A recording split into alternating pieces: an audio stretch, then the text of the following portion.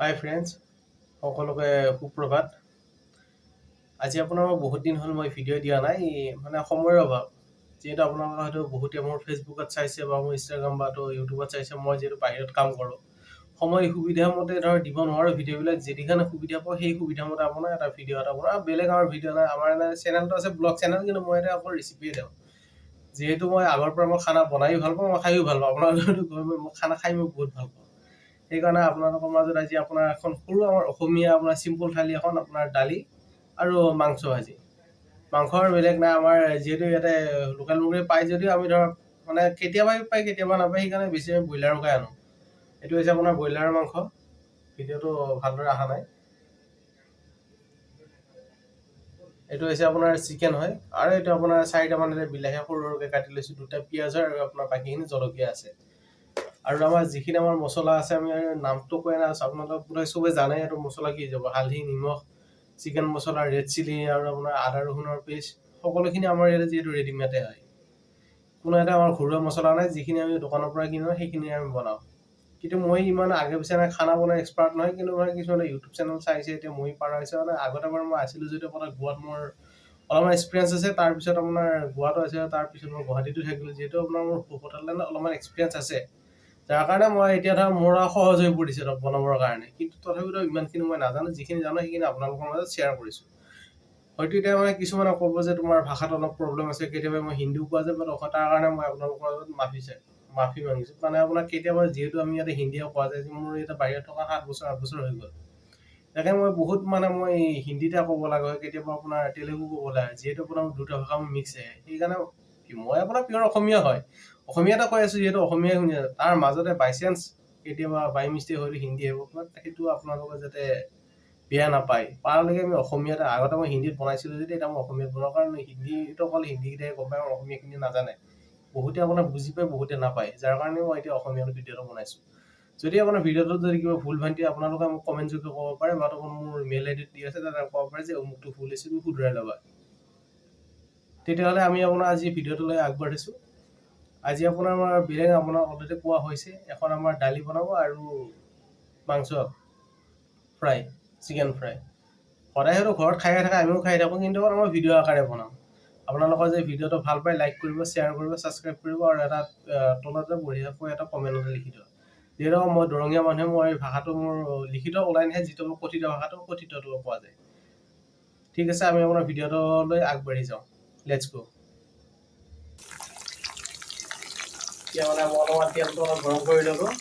মানে কেৰাহীটো গৰম হোৱাৰ পিছত তেলটো ঢালি দিলোঁ। তেল ঢলাৰ পিছত ইয়াতে মই কি দিছোঁ আপোনালোকে নিশ্চয় দেখি আছে। ইয়াতে মই দিছোঁ আপোনাৰ পিঁয়াজ, জলকীয়া, তেজপাত, এইখিনি অলপমান ফ্ৰাই কৰি ল'ম। তাৰপিছত আপোনাৰ মই জিৰা ঢালি দিম, আদা ৰহুনৰ পেষ্ট দি দিম। তাৰপিছত মাংসটো ফ্ৰাই কৰি ল'ম। আপোনালোকে ভিডিঅ'টো চাই থাকক আৰু মজা লৈ থাকক। আমাৰ মানে কথাবিলাক এনেকৈ হয়, যিহেতু আমি আৰু দৰঙীয়া মানুহ, কোনো ধৰণৰ আমাৰ ইয়াতে লিখিত নকওঁ আৰু আপোনালোকে যাতে বেয়া নাপায় কোনেও। ভিডিঅ'টো চাই থাককচোন। এতিয়া মই মাংসটো অলপমান ফ্ৰাই কৰি লৈছোঁ। ইয়াতে জিৰা দিলোঁ, তাৰপিছত আপোনাৰ আদা ৰহুনৰ পেষ্টটো দিলোঁ। এইখিনি অলপমান তেলতে ফ্ৰাই কৰি দিছোঁ। আপোনাৰ ফ্ৰাই কৰি খোৱাৰ মানে যিটো সোৱাদ আছে ন, সোৱাদটো মানে অলপ ভাল হয় আৰু এনেকৈ দিলে বঢ়িয়া লাগে খাই।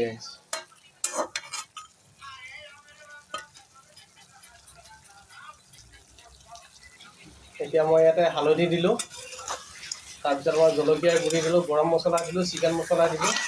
এইখিনি এতিয়া বঢ়িয়াকৈ আপোনাৰ ফ্ৰাই কৰি ল'ম। ৰাইচ মানে আমাৰ দৰঙীয়া ভাষাত বঢ়িয়া বুলি কয়, ভালকৈ আৰু ভালকৈ সুন্দৰকৈ মানে ফ্ৰাই কৰি ল'ম। এইটো এনেকৈ ফ্ৰাই কৰি মানে কালাৰটো পূৰা ৰঙা কৰি দিব লাগিব। ৰঙা হোৱাৰ পিছত বিলাহীটো ঢালি দিব লাগিব।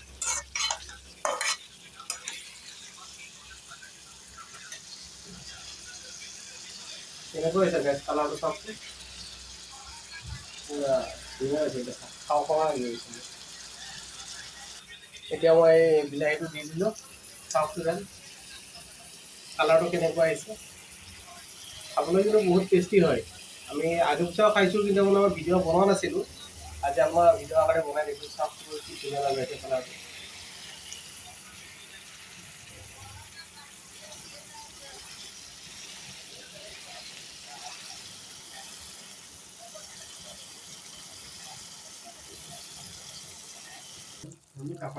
ফাইনেলি হৈ গ'ল আমাৰ মাংসটো আজি গাইজ আমি আৰু বঢ়িয়াকৈ খাব আৰু ফাইনেলি আমাৰ হৈ গ'ল এইটো আমাৰ মাংসটো ফ্ৰাই কৰা হৈ গ'ল এতিয়া আমি অলপমান টেষ্টিং কৰি চাওঁ মোৰ লগৰটো এই চাই ফিডবেকটো দি দিব কৈছিলে গাইছে নাই মই বাৰু বেয়া নবনাওঁ মই ভালে বনাওঁ চব্জি মানে আপোনালোকক দেখুৱাইছোঁ কেনেকুৱা পায়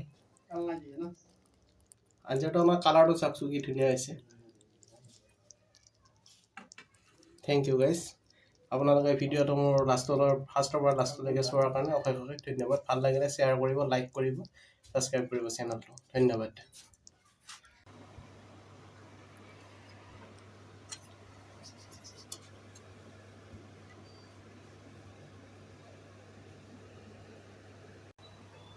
এইখনে আছে আমাৰ আছামিজ চিম্পল থালি মানে অসমীয়া সুস্বাদু থালি দালি দিলি নেকি মোৰটো নাই দালি দিয়া নাই দি দি